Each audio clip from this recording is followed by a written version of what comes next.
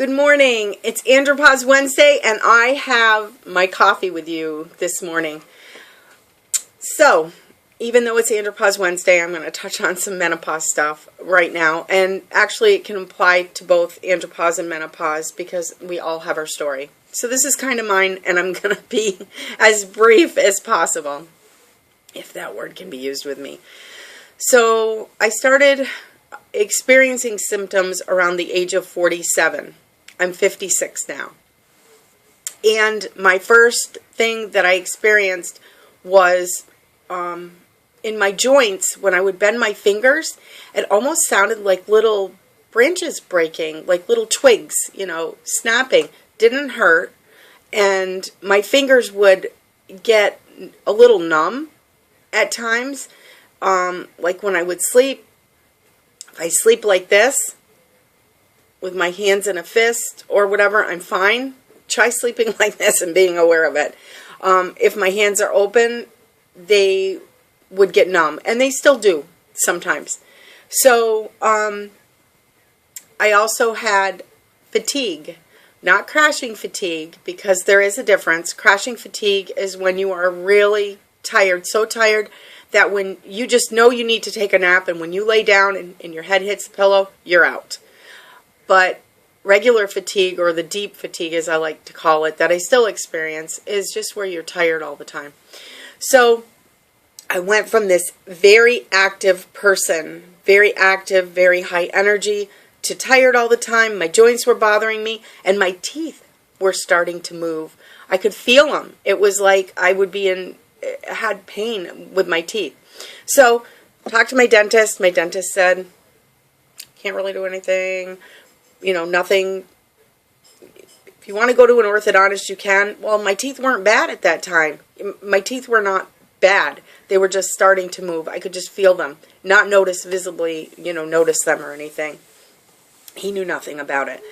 Why was I going to go to an orthodontist if I couldn't experience anything?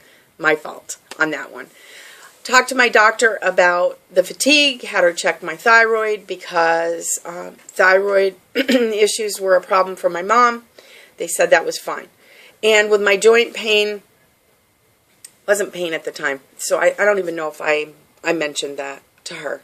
So, fast forward from 47 to now, okay, as I'm experiencing things, last year, I was like, teeth are still moving, all this stuff is still happening, those three main things, and I'm looking online for a place to find out information. And I was looking on Facebook for I believe I was just looking for a support system at the time. Couldn't find what I was looking for. So I started the page Menopause Chat. And Menopause Chat has changed a lot since we first founded it last year. We used to do recipes on there, and we had a lot of conversations and a lot of different things. But as we grew and people wanted a more private place to talk, that is where we started founding our groups. And Menopause Anonymous, where you are in now, MOPA, or as some people like to call it, I call it MOPA, but I love the MOPA. Also,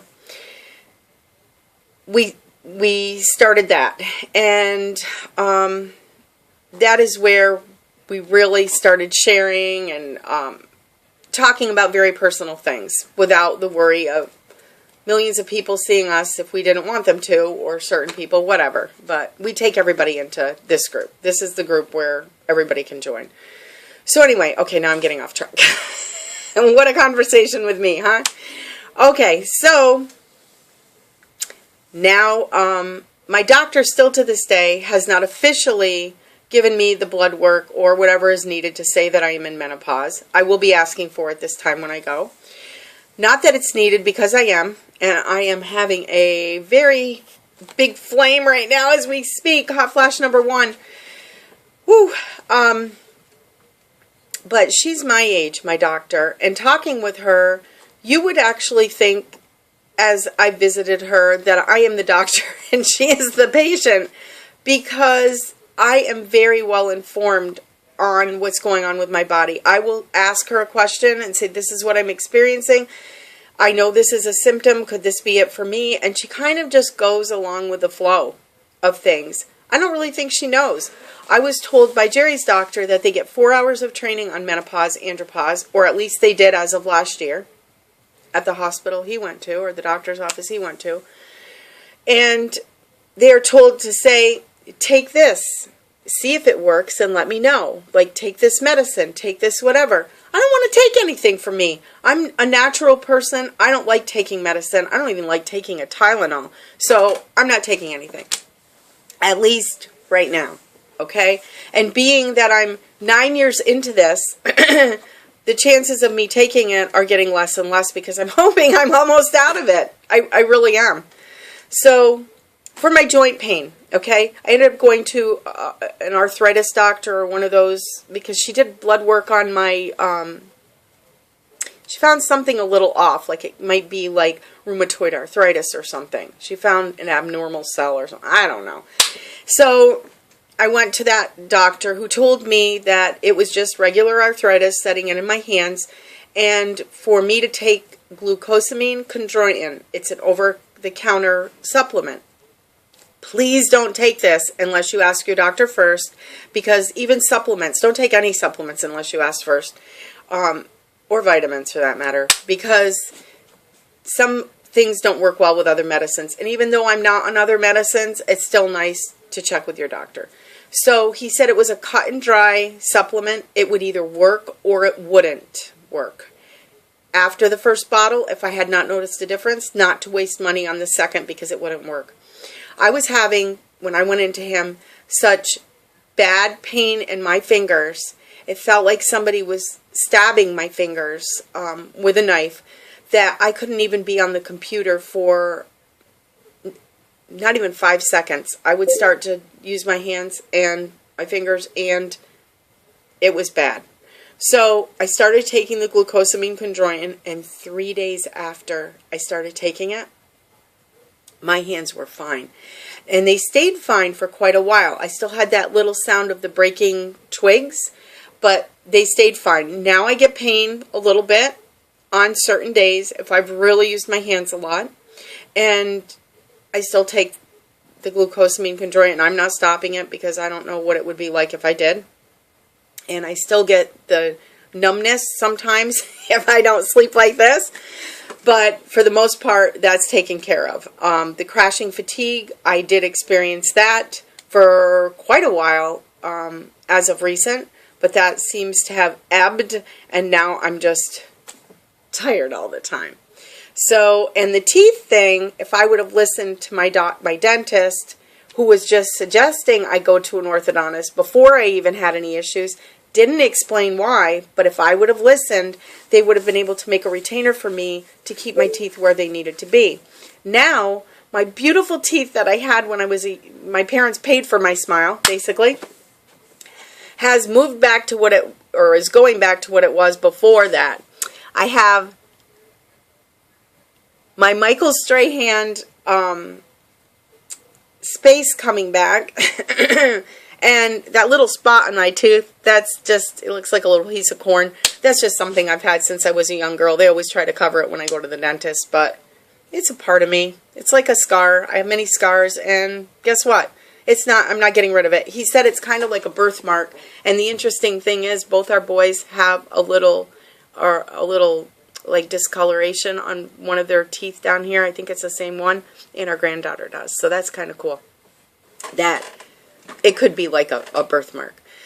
I'm in the process of going to an orthodontist now because my dentist, my new dentist, knows about menopause, and she said as your face loses its elasticity, I guess is what you call it. I don't know. As you get wrinkles. Wrinkly and flabby. It stops holding your teeth where they need to be, and they will move. How interesting is that? So I'm going to go in to see, because if I bite myself all the time now because my teeth are moving, my speech has changed. I don't know if I'm going to want to put the money into doing this again with my mouth. I don't know if my insurance will cover it. Probably not. But I'm going to go check out. It's a free a free consult where they do the x-rays and they tell you everything, and I figure, why not? What do I have to lose? So there is my story.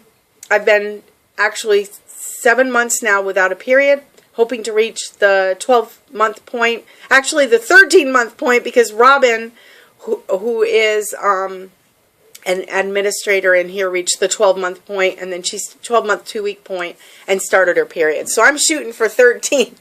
And then maybe I'll be done. Maybe I'll be done. So we'll keep you posted. Sorry this is so long. Damn. 10 minutes with Susan. Lucky you. But hope I was able to answer some questions. And any questions at all, we have a number of groups.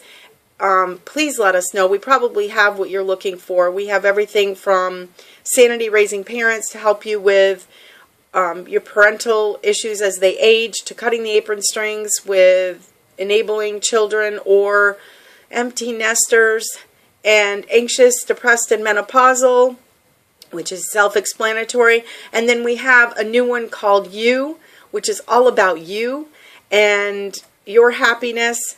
And on the flip end, we have one called Vices for addictions and so forth, even food addictions. So let me know. Let me know what you want to get into. Check them out. And if you have any questions or problems, please message Jerry or me. And we do have some wonderful administrators in here that help us, thankfully, because we have a lot going on. We have Catherine Kirk, Robin Ross, and Lisa Lafferty. And we love them all. So thank you as we love you. Have a great day. Good morning.